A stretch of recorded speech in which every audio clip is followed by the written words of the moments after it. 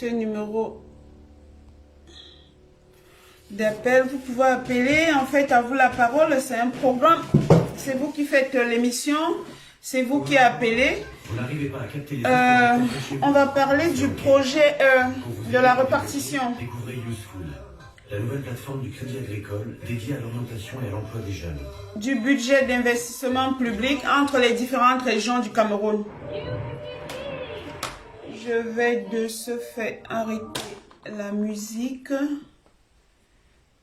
et je vais chercher le document en question qui a circulé sur les réseaux sociaux depuis un certain temps. Nous avons vu un document qui circule sur les réseaux sociaux où nous voyons une mauvaise répartition inégale du budget d'investissement public.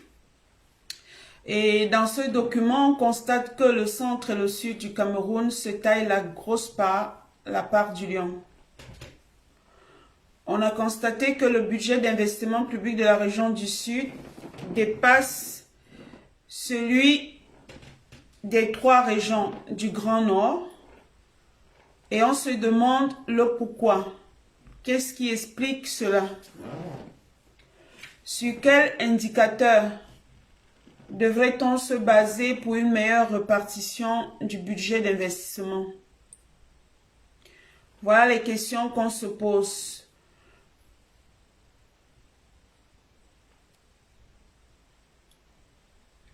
Donc,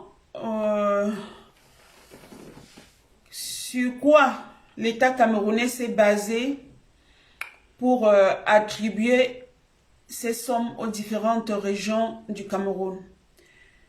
Nous savons que normalement, la région du littoral est celle qui procure beaucoup plus d'impôts. Et on ne comprend pas pourquoi le centre et le sud se taillent la part du lion. Est-ce que cette répartition est-elle légitime? Est-ce qu'il ne s'agit pas du tribalisme institutionnalisé? Pour cela, vous pouvez appeler au numéro qui est affiché. 06 35 17 93 45. C'est aussi un numéro WhatsApp. Pour ceux qui ne sont pas en France, vous pouvez taper le 0033 devant. Donc, je vais de ce fait appeler un combattant qui va un peu nous expliquer comment ça se passe pour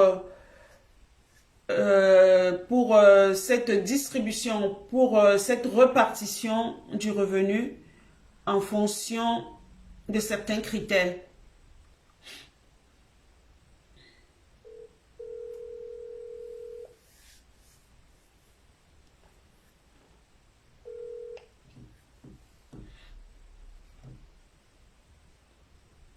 Allô? Oui, allô, bonsoir. Bonsoir. Comment tu vas?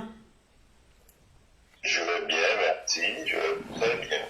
Ben, je sais que ton compte est bloqué pendant un certain nombre de temps, donc tu peux pas nous voir, mais quand même tu peux parler. Ouais, en effet, je peux parler. Ouais, Je peux donc- même vous voir, mais je ne peux rien publier ni commenter. Ah, d'accord. Donc, en fait, nous allons parler de cette répartition du budget d'investissement public. On se demande déjà quels sont les indicateurs dont on devrait tenir compte pour une meilleure répartition.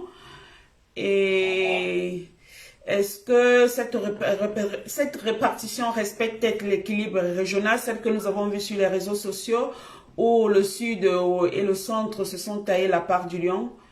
Et qu'est-ce qui se passe, sur quoi ce gouvernement s'est-il basé pour attribuer une grosse somme, une somme aussi importante par rapport aux autres régions?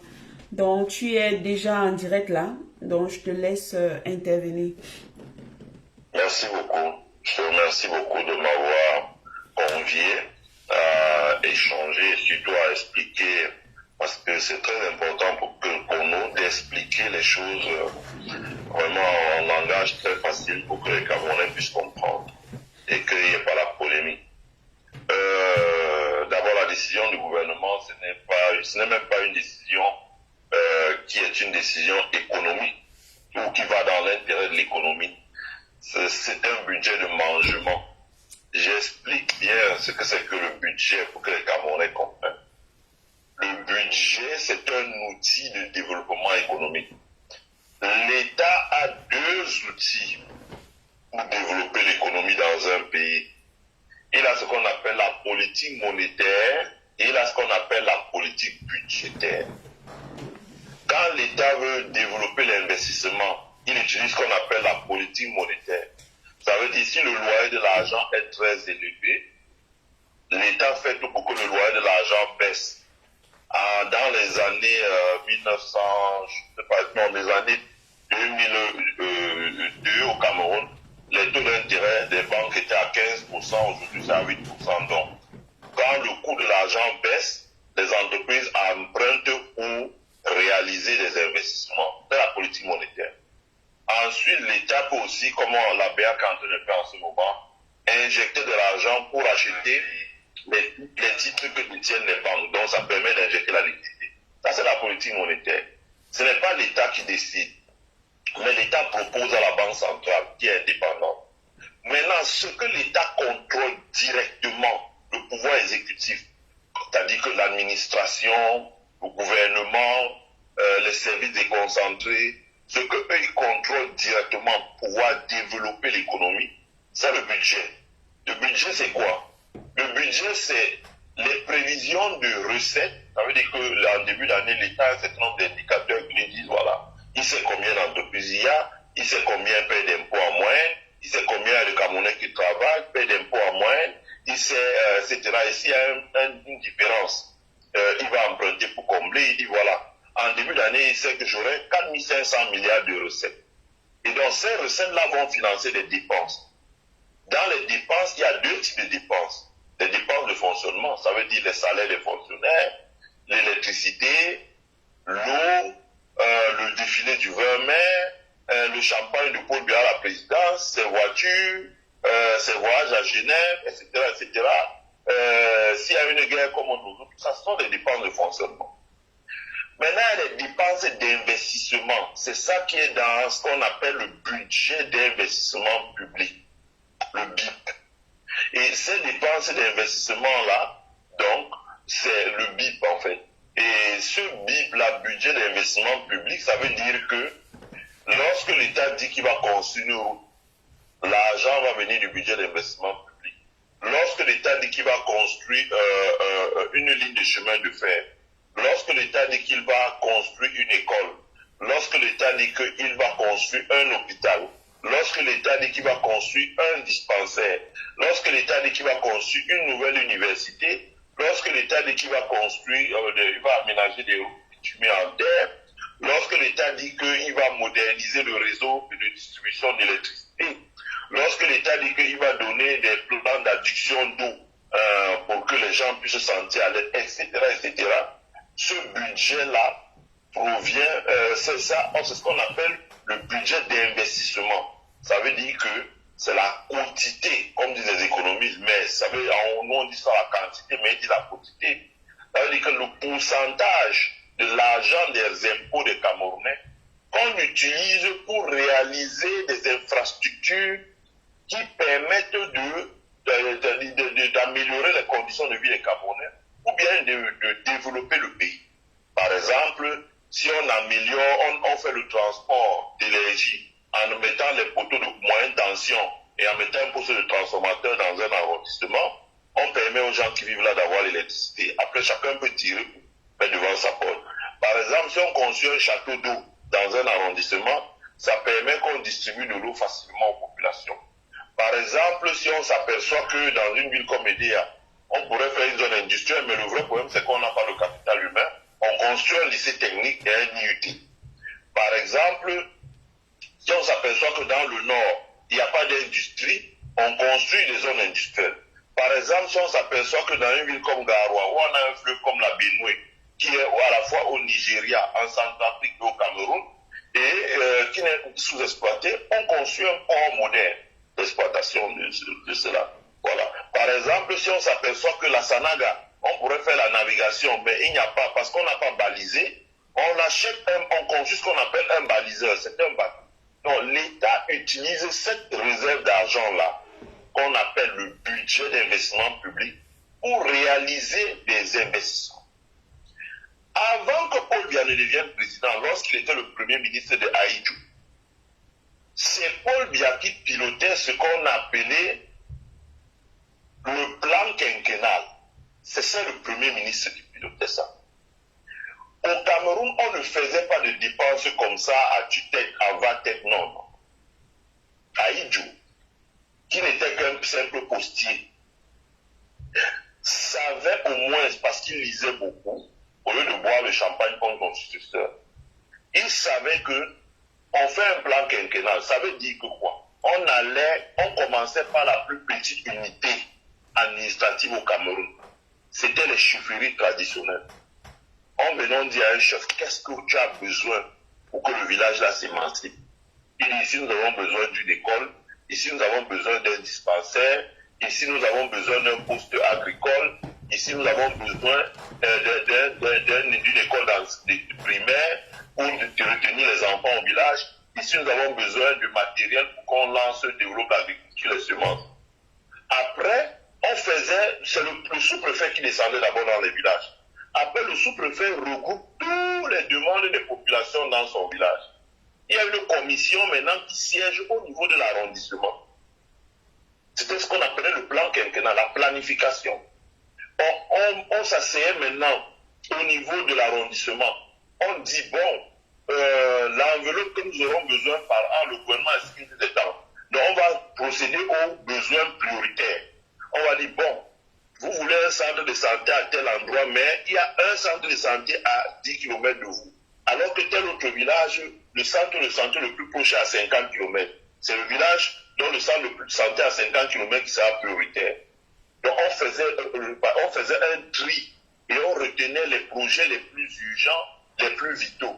Et on repartissait de manière que tout le monde soit content. Ça s'appelle un consensus. Et ça, nos sous-préfets savaient déjà faire ça dans notre Cameroun. Nos sous-préfets, moi, ma maîtresse, Madame Azefa, à l'école primaire, son mari était sous-préfet. Ils savaient déjà faire ces choses-là avant que Paul Biya ne soit président au Cameroun. Et c'est lui qui était Premier ministre. Ensuite, quand on faisait le consensus au niveau de l'arrondissement, on allait maintenant au niveau du département. Donc le préfet convoquait maintenant les sous-préfets qui venaient avec tous les projets, avec les chefs traditionnels, les grandes élites du coin, les députés, les membres de l'UNC, etc., les personnes influentes. On s'asseyait maintenant et on discutait encore pour voir au niveau maintenant du département quels sont les projets qu'on retient. Et donc on avait sélectionné en dernière instance au niveau des préfets les projets qui venaient au niveau du département. On les transférait maintenant à la capitale de la province. Ça veut dire chez le gouverneur. Et le gouverneur remplissait tout le document, la documentation nécessaire. Et le gouverneur envoyait ça maintenant à Yaoundé, au ministère de ce qu'on appelait à l'époque d'Ahidjo, le ministère du plan d'aménagement du territoire. C'est ce ministère-là qui était en charge de faire le plan quinquennal. Et quand on prenait maintenant le plan quinquennal, Ahidjo décidait en disant, voilà, on va mettre l'argent ici, peut-être ceux-ci ont demandé un CES, on va leur donner carrément un lycée pour anticiper, parce que les statistiques de l'État montrent que la population croît beaucoup là-bas, les femmes font beaucoup d'enfants. Donc si on fait un lycée maintenant, le temps qu'on revienne au prochain plan quinquennal, parce que le plan quinquennal, ça veut dire tous les 5 ans. Donc quand on faisait un plan comme ça, c'était tous les 5 ans. Maintenant, Paul Biya est arrivé au Cameroun, donc c'est comme ça que on dépensait, c'est comme ça que le budget d'investissement fonctionnait. Donc Ahidjo disait, voilà, on sait déjà où on va dans 5 ans. Donc quand Paul Biya, lui, arrive président en 82, il trouvait déjà la planification qu'on a planifiée au Cameroun au moins jusqu'en 1985. Et vous allez constater que les troubles commencent en 88. Ça veut dire que quand il abandonne les plans quinquennaux et on commence à faire des trucs à tâtons, équilibre régional, à la tête du client, qui est mon ami, qui n'est pas mon ami, c'est là que le désordre commence. Le Cameroun a toujours été construit sur une planification stratégique, bien claire. Donc, le premier problème, ça donne la réponse à la première question que soulève le questionnement d'aujourd'hui. Ça veut dire que, pourquoi un tel déséquilibre? Le déséquilibre problème vient du fait qu'on a abandonné le plan quinquennal dans notre pays. On nous a inventé une affaire qu'on a appelée le DSU, qui est la plus grosse bêtise intellectuelle qu'on ait pu inventer dans un pays comme le Cameroun, qui a donné les plus grands économistes à la terre. Le TSE, quel est le pays au monde qui s'est développé avec un machin comme ça? Les Motazé, les Tunanoma, les intellectuels de Pakoti, qui coûtent moins cher qu'un bijou en feuille de papier, sont allés inventer une boutique pour empester les Camerounais. Et c'est ça qui est à l'origine de tous ces problèmes. Parce qu'on a abandonné le plan quinquennal. Et l'abandon du plan quinquennal par Paul Biya, quand il arrive au pouvoir, était intentionnel. Ça permettait d'entretenir le clientélisme, ça permettait une meilleure répartition de la corruption, et c'est là que tous les problèmes partent. Parce qu'on n'a jamais connu ce genre de choses soit idiot. Parce qu'il y avait une planification. On s'entendait, on faisait un consensus, on faisait le congrès du parti, tout le monde sortait de là en disant, vraiment dans mon village, je sais que avant la fin des 5 prochaines années, on aura ça, on aura ça, on aura ça, on aura ça. Il y a eu de se battre pour que les préfets, les sous-préfets allaient sur le terrain travailler dur parce qu'ils savaient que l'argent va venir pour faire tel projet, tel projet, tel projet. Et il n'y avait pas la corruption. Parce que pour 500 000, tu pouvais faire 20 ans de prison.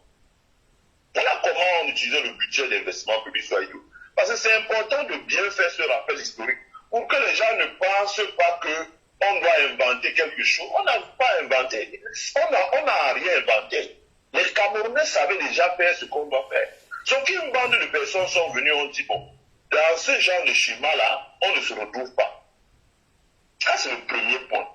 On a abandonné le plan quinquennal. La deuxième chose qui est importante, c'est que là, maintenant, on parle du budget par région parce qu'on est passé à ce qu'eux appellent la décentralisation. Et moi, je dis qui ne veut plus rien dire aujourd'hui parce que on veut encore parler de décentralisation quand ils ont mis en place la constitution de, je crois que c'est 96. Mais aujourd'hui, c'est déjà trop tard de venir nous parler de décentralisation. On prend ça comme ça, mais en réalité, il ne faut pas se pluraliser. Maintenant, ils ont dit la répartition. Sauf que, comme j'ai expliqué tout à l'heure, au temps d'Aïdjo, on savait les critères qui présidaient à la répartition du budget. Parce qu'on faisait d'abord un recensement de la population camerounaise. Aux États-Unis même, il y a ce qu'on appelle le census. Ça veut dire le recensement. Par exemple, on dit census 2020, c'est le recensement. Les maires, c'est les maires qui font le recensement. Ils mettent les gens sur le terrain parce que tout le monde doit se faire recenser. Tout le monde. Ne pas se faire recenser, c'est presque un cri. Parce que c'est en fonction du recensement de la population, du poids démographique, qu'on fait la répartition. Par exemple, quand on a dit stimulus package là, les camarades ils sont en train de parcourir l'Amérique ou dans les endroits où on dit, bon voilà, il y a les gens qui n'ont pas Internet en Amérique, qui n'ont pas accès à Internet. On va tout faire pour qu'ils aient Internet. Donc c'est comme ça qu'on fait le budget. On fait d'abord un recensement de la population. Nous sommes Camerounais. Depuis que Paul Biya préside aux destinées de notre pays, est-ce qu'on a déjà eu un recensement de la population dans notre pays? Jusqu'à ce qu'on nous donne des résultats. À chaque fois qu'ils font le recensement, ils cachent les résultats. Et parfois, quand ils font les recensements, il y a des quartiers, voire des villes qui n'ont pas pu passer l'agent recenseur. Parce que l'argent a été détourné. Ils utilisent des technologies d'estimation, des méthodes d'estimation. Et à la rigueur, les chiffres sont faux. Donc, la première chose, c'est d'abord comment on fait la répartition quand on n'a pas encore fait le recensement. Donc, en fait, la clé de répartition du budget d'investissement public n'existe pas. C'est pour ça que les données sont faussées. Parce que si cette clé existait, ce n'est même pas forcément en fonction de la population. Deuxièmement, je dis une chose. À l'époque d'Aïdjo, le ministère qui s'occupait du plan quinquennal s'appelait ministère de l'industrie, je crois, de l'économie, du plan, le mot est important, plan et aménagement du territoire. Le ministre était Youssoufa Daouda, Belebouba. Je dis ça, c'est très important. Pourquoi? Parce que le budget d'investissement public permet de faire l'aménagement du territoire. Ce n'est pas parce que Douala et Yaoundé ont beaucoup de population que le budget d'investissement public va aller beaucoup là-bas. Non. Parce que les populations étouffent à Douala et Yaoundé. On regarde les zones qui sont en retard. Je prends un exemple. Il y a beaucoup d'universités privées, et des universités publiques à Douala et à Yaoundé. Mais il y en a combien dans le septentrion, par exemple? On regarde, le budget d'investissement public, c'est à aider les zones qui sont en retard, à rattraper leur retard. Le budget d'investissement public sert à faire que les populations ne partent pas en ville, que les populations restent dans les campagnes en faisant des infrastructures pour qu'ils développent une activité économique dans les campagnes. C'est ce qu'on appelle l'aménagement du territoire. Donc là aussi, ce qui fait qu'il y a des équilibres dans le budget, c'est parce qu'il n'y a plus l'aménagement du territoire. Il n'a même pas l'intention de faire l'aménagement du territoire. Il n'y a pas l'intention de faire l'aménagement du territoire. Ça veut dire que créer des opportunités un peu partout, hors de Douala et de Yaoundé, créer des opportunités un peu partout hors de Douala et Yaoundé, pour que les Camerounais ne viennent plus s'entasser en ville, pour qu'ils commencent à se déplacer même de la ville pour retourner dans l'arrière-pays. On n'a pas vu ça. On ne voit pas ça. La conséquence de ça maintenant, c'est qu'on assiste à ce qu'on appelle un pilotage à vue. À partir du moment où il n'y a plus l'aménagement du territoire, à partir du moment où il n'y a plus la planification dans les plans quinquennaux, il y a un pilotage à vue. C'est que tout le monde sait que Paul Biya est pratiquement hors d'état de service et que Ngongo se débrouille avec ceux qui peuvent écouter ce qu'il dit. On voit les ministres qui l'envoient pas se balader dans une autre. Le Premier ministre ne peut même plus parler à qui que ce soit. Donc, chacun, c'est le tout-coup, comme on dit, c'est-à-dire que chacun se débrouille là-bas dedans. Donc, là, on se débrouille. Et à partir du moment où on se débrouille, chacun se bat, c'est maintenant la règle du plus fort. Ça veut dire que ceux qui ont le pouvoir, sur mon regard, au Cameroun, on sait qui c'est qui ont le pouvoir. C'est la première chose. La deuxième chose, c'est que le budget devient à ce moment un budget de mangement. Ça veut dire que ce n'est pas parce que le littoral produit beaucoup de recettes qu'on va lui donner un budget, par exemple dans la ville de Douala, pour qu'on puisse rendre la ville respirable en termes de logement, en termes de meilleure qualité de route, en termes d'éclairage public, en termes de beaucoup de choses. Maintenant, c'est un budget de mangement. Ça veut dire que si le budget est beaucoup concentré à Yaoundé et au sud, c'est parce que c'est l'élite du centre-sud qui tient les leviers de l'administratif et politique dans le Cameroun. Avec la décentralisation, en se tenant la part du lion pour envoyer dans leur région, ça veut dire qu'il y aura des marchés. Les gouverneurs vont avoir leur part des marchés, les préfets, les élites, chacun a sa société, donc ils vont avoir les marchés, là même s'ils ne livrent pas, on le paye. C'est ce qui va se passer, c'est ça la réalité. C'est pour ça que c'est ce qui explique cela. C'est ce qui explique ce déséquilibre. Ça veut dire qu'à partir du moment où on met dans le sud, et comme à la fin, on ne fait jamais une évaluation du budget. Ça veut dire que le gouverneur va charger d'écrire n'importe quoi sur le papier. Il va écrire étude de quoi. On va mettre ça à 1,8 milliard, construction d'un dispensaire à Mingan. On va mettre ça à 2 milliards. Il n'y aura rien de construit. Mais il y aura quelqu'un qui aura gagné le marché, on aura payé sa facture, et donc c'est comme ça que les gens, parce que les gars savent qu'aujourd'hui, quand on dit de la décentralisation et qu'il y a un exécutif au niveau des régions, et comme on dit qu'il faut décentraliser les budgets, les dépenses budgétaires, ce sera difficile maintenant de quitter à Yaoundé pour aller gagner un marché fictif dans l'Adamawa. Les gens d'Adamawa ne vont pas accepter ça.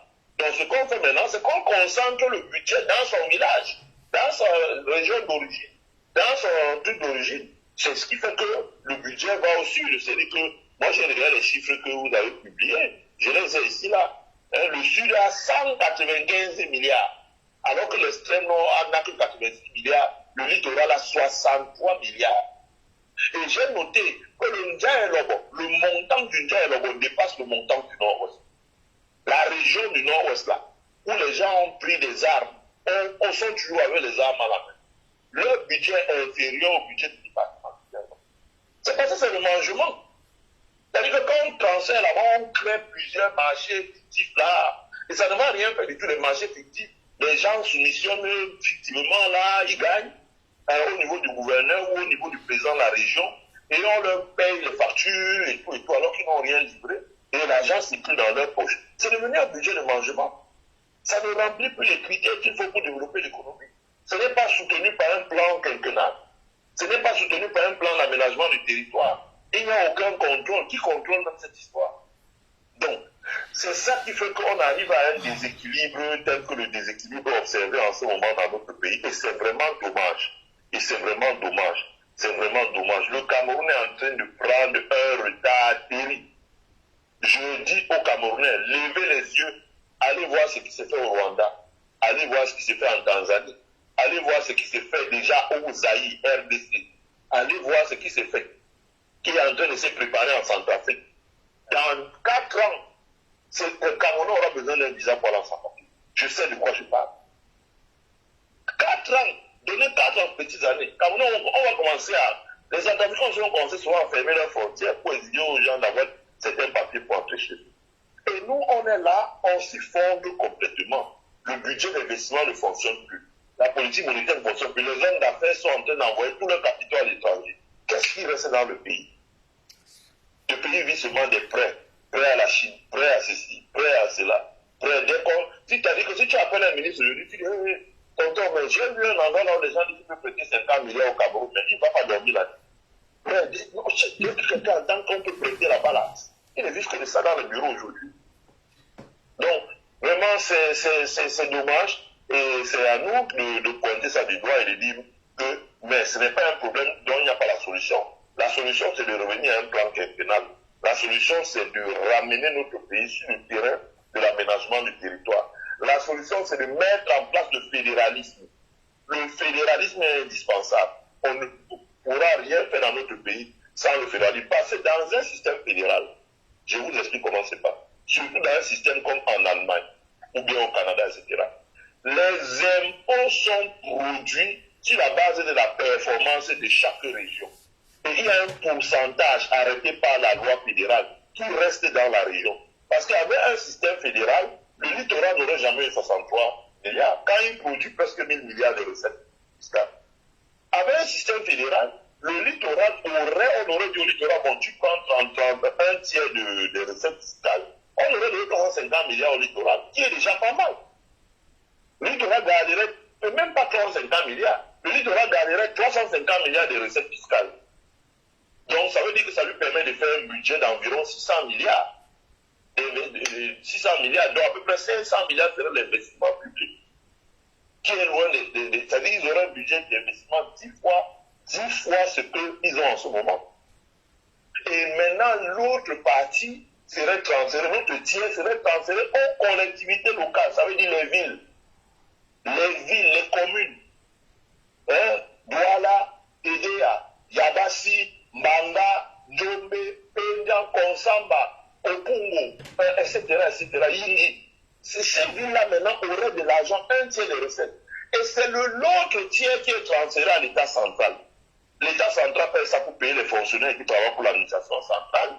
Et l'autre, maintenant, prend ça pour faire ce qu'on appelle péréquation. Ça veut dire que si par exemple l'État s'aperçoit que, bon, la SCDP a les infrastructures à Douala pour stocker le carburant, le gaz, etc., puis les hydrocarbures distribués, mais la SCB n'a pas du tout d'infrastructure à l'Est, et la région de l'Est a un budget modeste qui lui permet de ne pas sortir 200 milliards pour construire un centre de stockage.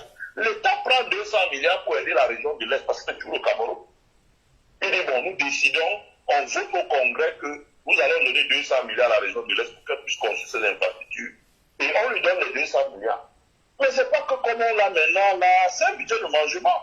Il n'y a aucune logique économique, aucun calcul économique, aucune planification, aucun aménagement du territoire, aucune discussion avec les élus locaux, les conseillers municipaux, les députés, les élites locales, même les élites du RDPC qui soutiennent Paul Biya sur les plateaux là. On décide à la présidence, le secrétaire général s'assoit là, et il décide avec le ministre des Finances et quelques visiteurs du soir du président, et puis on dit bon, nous avons assez pour manger. Et il y a une autre chose, c'est que ce genre de budget cache un détournement massif d'argent pour préparer le gré à gré aussi. Ça, il faut le dire. On a vu ça au Tchad. Parce que si tu te lèves là, tu fais une page, tu commences à payer les enfants de débit aujourd'hui, on va t'envoyer 1 milliard de francs, on distribue.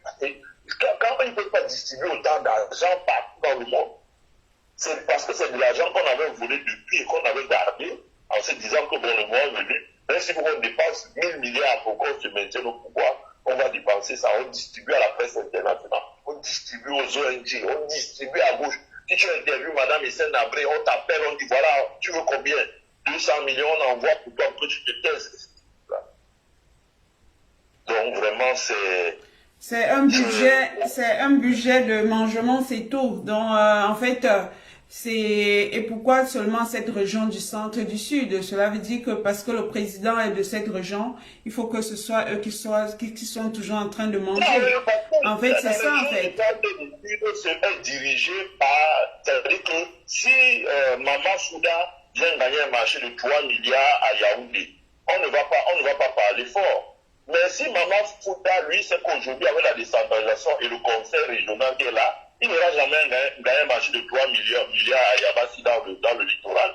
Il sait que les gens vont crier au scandale en disant, mais attendez. Donc, du coup, les gars se disent, comme on ne peut pas faire le mangement un peu partout, on va concentrer l'argent dans les endroits que nous contrôlons, ou sociologiquement nous contrôlons, ou si quelqu'un parle, on dit que c'est notre village. Et comme ça, c'est nous qui sommes là, c'est nous qui sommes constituants l'exécutif. On va manger, on se passe les marchés et on mange. Et ces villages sont toujours enclavés, le centre, le sud de cette zone est toujours enclavé, là c'est enclavé. Ils font quoi? Donc ils ne pensent même pas à leur population en quelque sorte. Parce que ce sont des marchés fictifs. C'est ce que je dis, ce sont des marchés fictifs. Moi je connais des exemples, mais je ne vais pas donner là pour ne pas ouvrir la polémique. Ce sont des marchés fictifs. C'est-à-dire que tu es un ministre à Yaoundé, on te donne un marché de réfection d'une route, on te signe un marché de 3 milliards. Tu vas prendre un Caterpillar de 50 millions en France, tu amènes le Caterpillar, passe un an à monter, descendre, ça gratte jusqu'où ça peut gratter, après tu abandonnes le Caterpillar là, tu as dépassé 100 millions, tu tends ta main, on te donne 3 milliards, et tu repartis avec les autres, tu donnes un peu pour tout le monde. C'est comme ça que l'argent coule dans les poches des gens, ils peuvent construire des immeubles, ils peuvent voyager avec les petits, pour aller à l'étranger, ils peuvent, dès que ça dans le fait mal, il va en France pour des choses comme ça. C'est pas le salaire, ouais. Même besoin de mangement. C'est pour ça que quand on parle d'alternance au Cameroun, certaines personnes transdisent qu'à la sueur remplit le baignoire. Parce qu'ils se disent que bon, s'il y a alternance, on va encore manger comment? On pourra manger encore comment? Dans cette histoire-là, il faut arrêter ça. Les gens de Kamtola, aller là-bas, on ne veut pas l'alternance.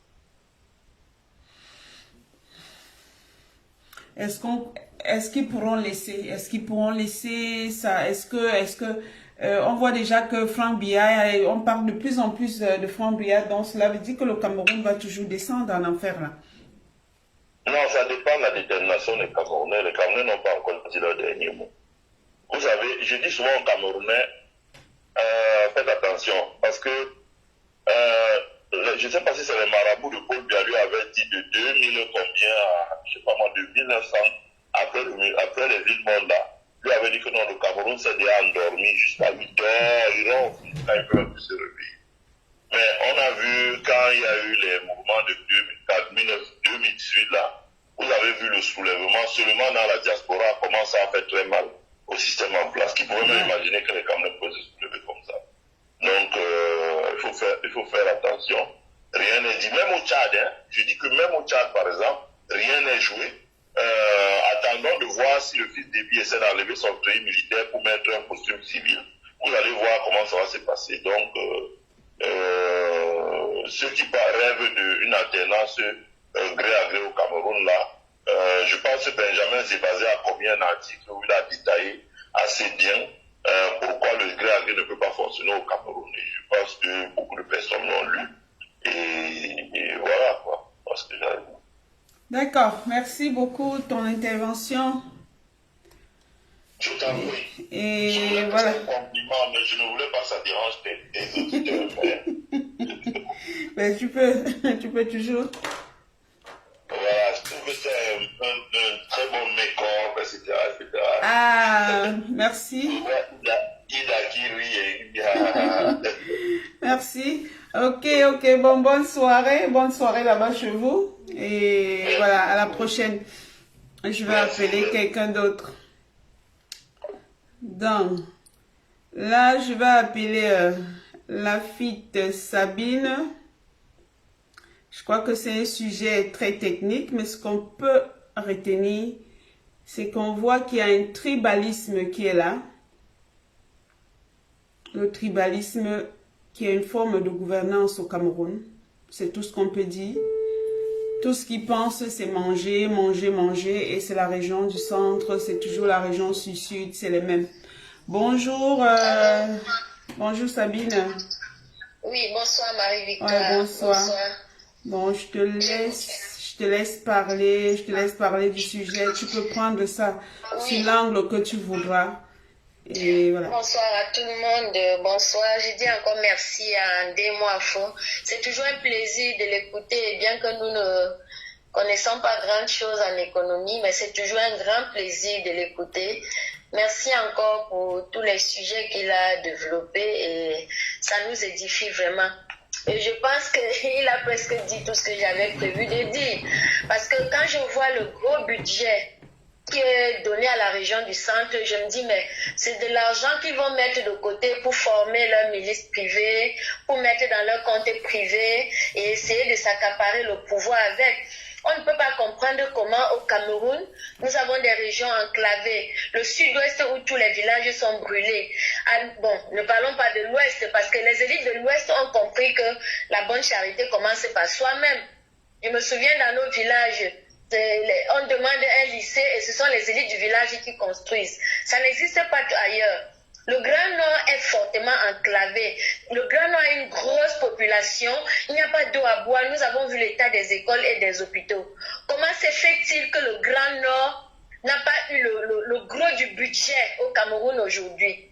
Voilà la guerre qu'ils ont enclenchée dans le Nozo. Les villages sont détruits dans le Nozo, les populations sont dispersées partout. Pourquoi est-ce qu'ils ne mettent pas un budget pour construire les écoles au Nozo ou bien même essayer de dire que ok, la guerre est finie, on va reconstruire. C'est-à-dire que ce gouvernement marche sur la tête. On ne comprend pas. C'est-à-dire, ils ont enfoncé notre pays à un niveau et c'est du vol organisé tout ça. Les villages dans le centre-sud sont les plus, comment dirais-je, les villages du centre-sud sont les plus enclavés du Cameroun. Nous avons vu les écoles du centre. Mais ils prennent le plus gros du budget. C'est pour faire quoi? Tout ça, c'est seulement, ils vont se faire délivrer des budgets et ça va changer de compte pour aller dans leur compte privé. En fait, comme Demoifo disait tout à l'heure, c'est de l'argent qu'ils mettent de côté pour organiser le mangement. C'est-à-dire qu'ils vont s'offrir des marchés fictifs. Chacun va signer son marché et venir prendre, même s'il ne livre jamais le marché, personne ne sera là pour lui faire la remarque. C'est-à-dire que nous avons vu aux législatives, bien que c'était une grosse mascarade, ils ont quand même distribué quelques sièges à quelques partis politiques. On arrive au régional, c'est le RDPC qui est président dans toutes les régions. Vous comprenez que partout où il y a quelque chose à manger, les membres du RDPC ne veulent pas rester à côté.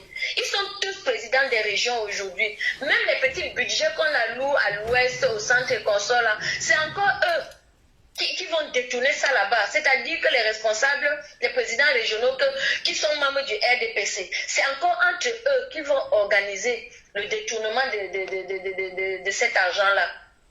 Nous ne comprenons pas ce qui se passe dans notre pays. Rien n'est organisé. Rien ne fonctionne comme il se doit. Nous avons vu dans les hôpitaux au Cameroun, on n'a pas de couveuse. Il n'y a pas d'hôpitaux dignes de ce nom dans certaines régions du Cameroun. Mais le centre où, je peux dire qu'il y a même surpopulation, pourquoi ils concentrent le budget là-bas? Pourquoi ne pas investir dans les villages pour pousser les personnes à se détacher des grandes villes pour aller vivre dans les villages? Mais s'il n'y a pas de moyens de vivre là-bas, comment est-ce que les gens vont faire? Il n'y a aucune prévision pour l'avenir au Cameroun. Ce gouvernement, tout ce qu'ils savent faire, c'est dépenser de l'argent. Ils dépensent, ils ne pensent pas, ils dépensent. Dès qu'il y a de l'argent, parfois on a même dit qu'il y avait de l'argent qui chômait dans les caisses là-bas, on ne savait pas quoi faire avec. Parce qu'ils n'ont pas trouvé les moyens d'organiser un hold-up, parce qu'ils font le hold-up de la fortune tout le temps. Tu comprends? Oui, je te comprends. L'équilibre régional même qu'ils ont mis là, c'est une forme de tribalisme. Nous nous sommes rendus compte que quand tu pars de Douala pour aller à l'ouest, tu traverses au moins 3 pays ou 4 sur la route. De Yaoundé, c'est pareil. Mais dans le sens, partir de Yaoundé vers les autres villes, il n'y a pas autant de péages. Donc en fait, ce gouvernement s'organise pour saigner certaines régions, concentrer l'argent dans le centre et sud pour le voler. Pour le voler. Excuse-moi ce que je vais dire, il n'y a qu'à voir les gros détourneurs de fonds qui sont en Kondengui aujourd'hui. Il n'y a qu'à voir d'où est-ce qu'ils viennent. Pourquoi ils mettent tout cet argent, concentrent tout cet argent dans la région du centre? Parce que eux, ils sont là-bas, c'est eux les fonctionnaires, ce sont eux qui sont à la tête du gouvernement, ce sont eux qui font ce qu'ils veulent avec la fortune du pays. Mais les régions qui payent le plus d'impôts sont les plus lésées aujourd'hui. C'est pour ça, moi personnellement, je préfère que nous ayons même un fédéralisme à 10 régions. C'est-à-dire que chaque région se bat pour son développement et participe à la vie de l'État central. Parce que cette vie, c'est-à-dire, on ne comprend plus où va notre pays aujourd'hui, où va le Cameroun aujourd'hui. Des personnes qui sont kleptomanes, c'est-à-dire que c'est dans leur sang. Ils ne savent plus quoi faire, mais ils sont sûrs d'une chose, c'est qu'il faut voler. Il faut toujours voler, détourner. À quoi leur sert cet argent? À quoi leur sert cet argent? Quand on a vu Sengongo, son parking, mais ça faisait rêver. La dernière fois, j'ai vu le maire de, je ne sais pas si c'est Yaoundé 5 ou Yaoundé 1er, qui vantait une voiture qui coûte dans les centaines de combien de millions. Un maire qui met une voiture qui coûte des centaines de milliers de millions. Alors que si tu rentres dans sa circonscription, il y a des écoles qui ne sont... c'est-à-dire qu'on les appelle écoles, mais ce sont des cabanes en bois. Comment ça se fait qu'un maire peut s'offrir une grosse cylindrée si chère, alors que dans sa ville on souffre? Au Cameroun, le déséquilibre est à un niveau que, je ne sais pas, vraiment, la situation de notre pays, ça donne envie de pleurer. Ça donne envie de pleurer. Et c'est d'autant plus déplorable que dans le centre-sud, ce sont les zones les plus enclavées. Ce sont les villages les plus enclavés. Ils n'ont pas d'école, ils n'ont pas d'hôpitaux. Mais on détourne un énorme budget à leur nom et nous dormons. Moi, je vais toujours dire, chers Camerounais, que chacun de nous prenne conscience que la chose publique, c'est notre chose à nous tous. Ça dit que tout ce qui concerne l'État nous concerne à nous tous. Ils nous ont endormis depuis notre naissance en disant concentrez-vous sur votre travail, laissez la politique aux politiciens. Non. La politique, c'est pour nous tous. Cette politique financière, c'est pour nous tous. Ça dit que même la Bayam qui paye son impôt 100 francs chaque jour au marché, elle doit s'intéresser à savoir à quoi a servi son argent qu'elle a dépensé au marché. À quoi servent les 100 francs qu'elle a payés là? Pas seulement à enrichir certaines personnes qui vont se mettre dans leur grosse cylindrée, monter les vitres, et même s'il fait 40 degrés, leur voiture est climatisée. Ils s'en foutent, ils ne veulent pas que les choses changent. Mais qu'ils le veuillent ou pas, le Cameroun va changer et ça doit changer. Moi j'ai dit, et j'espère que ce sont tous les Camerounais qui le disent, que la succession dynastique qui s'est passée au Togo, au Tchad, que le Tchad soit le dernier pays en Afrique centrale où on voit ce genre de succession dynastique-là, que ce soit le dernier pays. Parce qu'au Cameroun, ils pensent qu'ils nous ont zombifiés, mais je pense que les Camerounais sont prêts aujourd'hui et que personne, ça ne se passera pas au Cameroun. Même comme le RDP, ça a tout verrouillé. C'est eux qui sont présidents des régions partout. C'est eux qui ont 153 députés à l'Assemblée nationale. C'est eux qui nomment les membres. Ça dit que les Kamtou, c'est eux. Mais ça va changer. Ça va sauf que changer. Il faut que ce gouvernement de braqueurs, cette oligarchie doit dégager à la tête de notre pays et laisser les Camerounais construire leur pays. Cette oligarchie doit dégager. Que cet argent qu'ils ont mis au centre-sud, nous allons voir ce qui va changer là-bas. Ça ne va rien changer. En 2022, nous verrons que l'argent a changé de compte et que les populations du centre-sud sont toujours autant enclavées. Il y a toujours autant de poussière à Yaoundé. Il y a toujours autant de nids de poules sur les routes là-bas. Rien n'aura changé. Est-ce qu'ils vont mettre plus de couveuses dans les hôpitaux là-bas? Est-ce qu'ils vont mettre plus de plateaux techniques? Qu'est-ce qu'ils vont changer? Ce budget-là, cette grosse somme d'argent leur sert à quoi? Hein? Il faut vraiment que nous, Camerounais, que les Camerounais prennent leur destin en main et que cette oligarchie dégage à la tête de notre pays. Il y en a marre, enough is enough, que les Camerounais se lèvent, que nous descendions dans les rues, même pas pour les chasser, pour les capturer, parce qu'ils doivent rendre gorge au peuple camerounais. Atangandji va nous dire par quel miracle il a fait pour se retrouver ministre de l'administration territoriale au Cameroun et qu'est-ce qu'il a administré. Comment un ministre de l'administration territoriale va vendre des tests? En tout cas, bon, je ne veux pas sortir du sujet.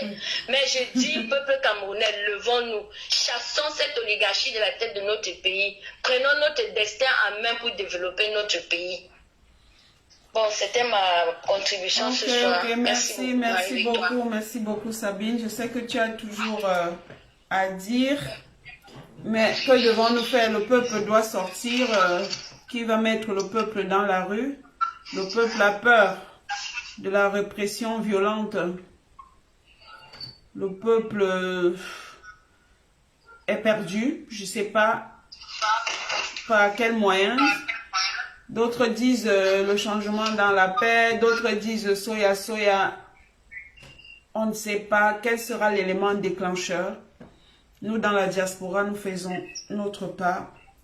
Qu'est-ce qu'on peut faire d'autre que de s'indigner? Nous ne pouvons pas aller au pays. Et ceux qui sont au pays, ils ont peur. Donc, appelez pour intervenir. La ligne est ouverte. Hein. Pour ceux qui veulent intervenir, appelez. Vous intervenez. Ok, Sabine, bonne soirée. Bonne nuit, en fait. Il fait déjà tard. Bonne nuit. Merci. Et je ne sais pas si Ida est là. Je vais essayer de l'appeler pour voir si elle peut intervenir.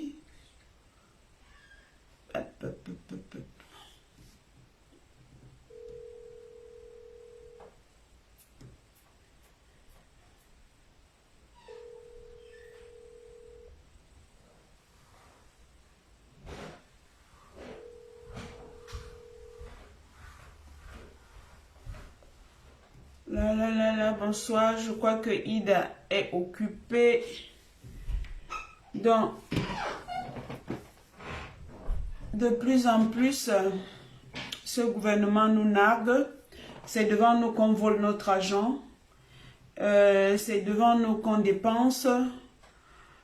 Qu'est-ce que nous avons à faire? Nous devons résister. Les Camerounais ne sont plus aveugles. Ce gouvernement a institué le tribalisme comme une forme de gouvernance.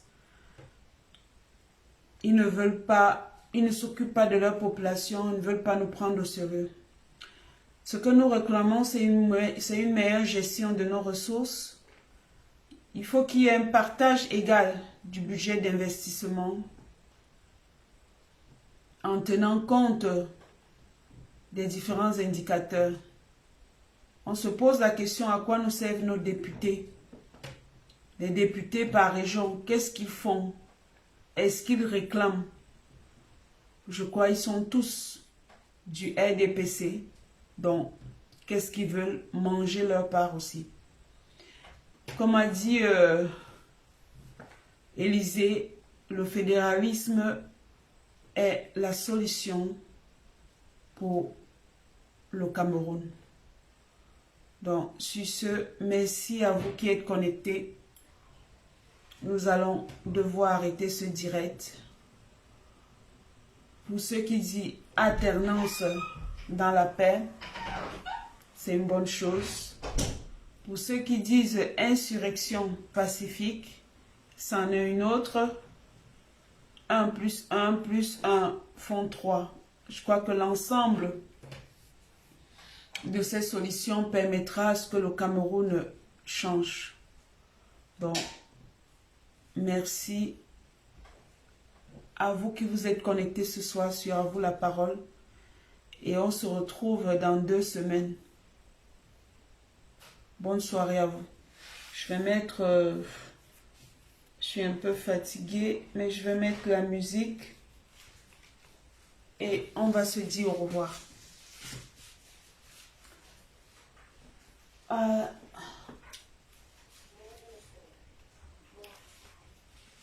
Je vais vous mettre quelque chose. Richard Bona. Tac, tac, tac, tac.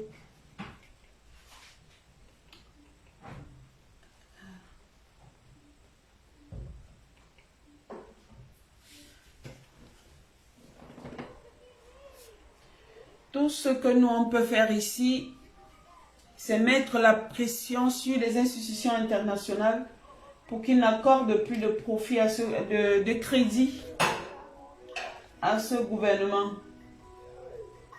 Bon, je vais vous laisser avec écoutez Richard Bona. Allô, Foucault.